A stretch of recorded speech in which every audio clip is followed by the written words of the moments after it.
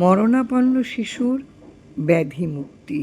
শ্রী শ্রী রাম ঠাকুর ও মাধব পাগলা থেকে আজকের নিবেদন।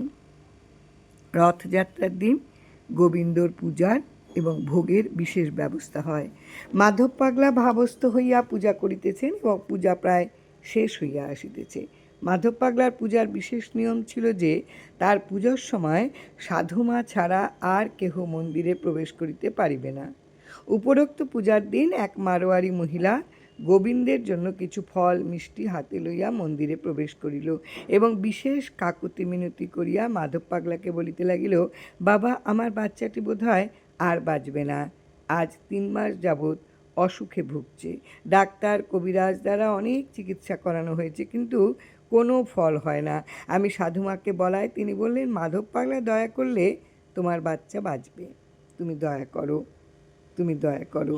এই বলে কাঁদতে লাগলেন সেই মারোয়ারি ভদ্রমহিলা। মাধব পাগলা বিমূঢ় হইয়া ভাবিতে লাগিলেন, আমি এ বিষয়ে কি করিতে পারি?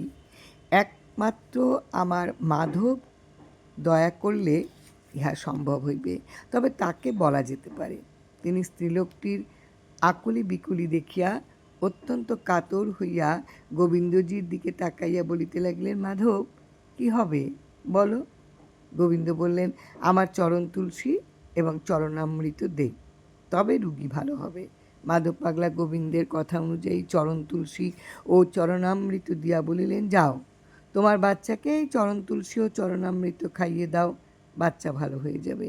এই ঘটনার পর বাচ্চা ক্রমশ ভালো হইতে লাগিল এবং স্ত্রীলোকটি একদিন গোবিন্দকে নানা উপাচারে পূজা দিয়া সাধুমার নিকট মাধব পাগলার বিশেষ প্রশংসা করিয়া গেল। জয় রাম, জয় রাম। গুরু কৃপা হি কেবলম।